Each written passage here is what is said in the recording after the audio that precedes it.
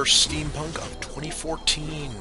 This is your host, SteamPunk Bob, and if you're seeing this message, I either survived the holiday 2013 Steam sale, or developed a computer that can flawlessly pass as human, sold the technology, and moved to a tropical island to prepare schemes of world domination. Today, we're looking at something that could pass as a Halloween game, but that I don't want to save for 10 months. Guacamelee. Well, technically Guacamelee Gold Edition, but I only see the Gold Edition on Steam, so it's not like you'll get it confused with another Steam title. I expected a lot from Guacamelee. The game's store page basically bills it as a Lucha Libre Metroidvania. This idea is awesome. However, a Metroidvania is a hard game type to do well. You need to give the player a large variety of tools, especially ones that have combat, movement, and/or puzzle-solving utility.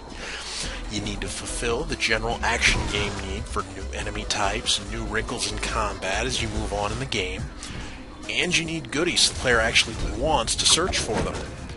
And you know what? Guacamelee delivers. I'm gaining new abilities at a comfortable pace, not so slow that it feels dull between powers, but not so fast as to confuse and overwhelm me. The game also uses its setting to directly link with the gameplay. The story is based around a very angry dead man exploiting the thinner barrier between worlds of dead and the living around the Day of the Dead festival, and he intends to combine the two worlds. Oh, and he also kidnapped your childhood friend, El Presidente's daughter, a character who's a somewhat missed opportunity in that she seems to be a cookie-cutter damsel in distress. She got some minor character development in the backstory movie I saw, but so far her role in the story could be easily replaced with Juan's favorite watering can with no real effect on any events. That gameplay weave I mentioned is one in the same vein as the Dark World stuff in Link to the Past. Certain platforms or blocks are only in the world of the living or the dead, for example. Then you get portals between the two worlds in a monster arena and find specific monsters that are only vulnerable in one of the two worlds. Then you find monsters who have a shield until you hit them with one of your conveniently color-coded special moves. The monsters keep getting new tricks, and combat always feels fresh. The platforming and exploration side of the game keeps up too, adding deviously clever jumping puzzles with each new movement power, always pushing me, keeping me learning, not letting me get too comfortable. The visual style of this game is pretty great, though I was initially sad that I didn't start the game as a luchador. I started the game as the maskless but still fit Juan.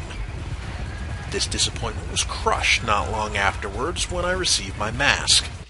When I put the mask on, I got a glorious transformation scene that would not have looked out of place in a magical girl anime, as my muscles burst through my pitiful non-luchador shirt, ready to crush some skeletons and save my favorite watering can...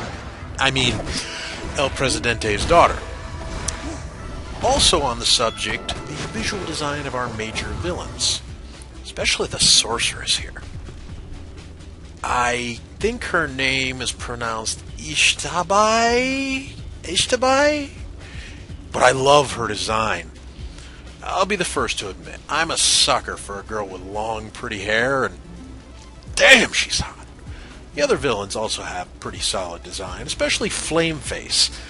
Cursed to have his head be forever on fire. On the subject of the visual design, this game actually does a much better job of parody than Evoland did. Evoland would rub my face in something and say, "This is funny! You saw this before!" Almost all of the references to things that aren't Mexican folklore in this game are just little background gags. For example, there's the fabulous El Linko, who will be wrestling in his green tunic. There's also a group of 4 wrestlers known as La Casa Crashers. One minor issue this game does have, though. If you're one of the folks who has a problem with flashy strobing lights, you'll need to skip this game or see if there's some sort of patch for it. Honestly, there's not much that would be a problem, but I don't want any of my fans getting hurt by such an awesome game.